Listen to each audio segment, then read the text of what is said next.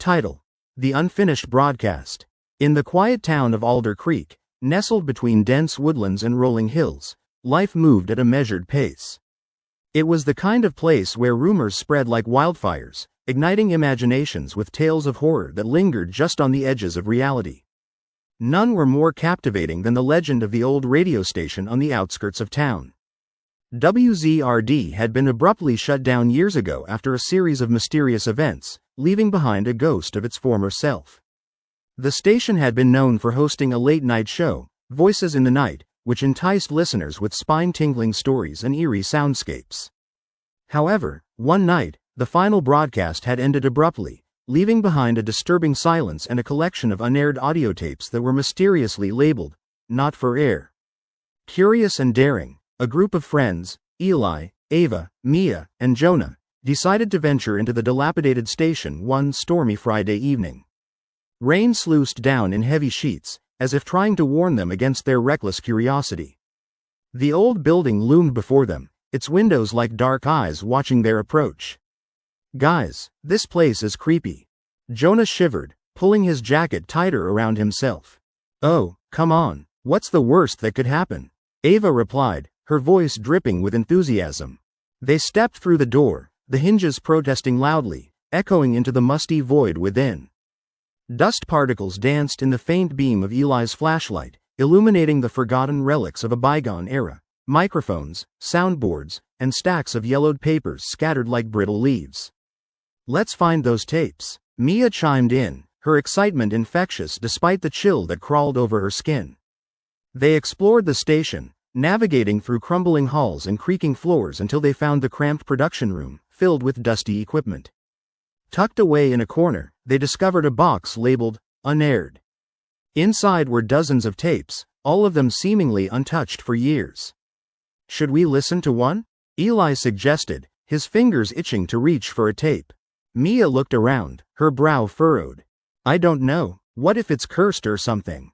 "Oh, come on, cursed? That's just a silly legend," Ava scoffed, snatching a tape with the label, "The Deep Woods," etched in fading red ink.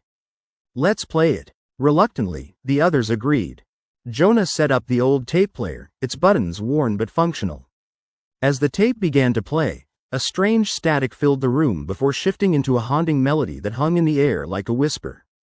Then, a voice crackled through, weaving tales of countless souls lost in the mysterious depths of the woods surrounding Alder Creek, disappearances that dated back decades.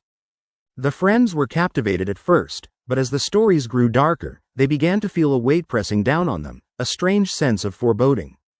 This wasn't just a story, it felt like a warning. Suddenly, the voice changed, shifting from a storyteller to something more sinister, more direct. "To those who listen, beware the shadows in the woods. They watch, they wait, and when the clock strikes midnight, they will come." A chill crept through the room as they realized the clock on the wall was ticking ominously towards midnight. "Mia, turn it off," Jonah shouted, his eyes wide with fear. Mia fumbled with the tape player, her hands trembling. As she finally managed to stop it, a sudden silence blanketed the room, broken only by the sound of rain pounding against the roof. What the hell was that?" Eli stammered, his face pale. "Let's get out of here," Ava urged, but as they turned towards the door, their hearts dropped.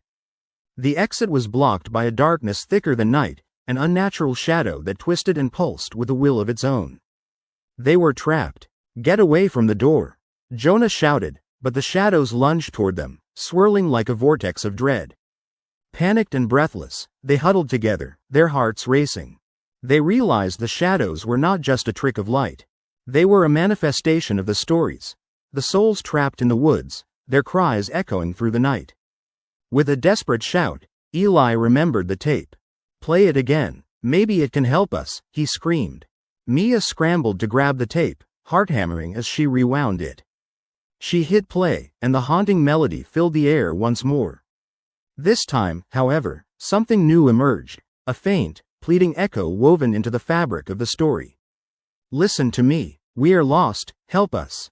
The shadows hesitated, shifting and writhing, as if they were bound to the words being spoken.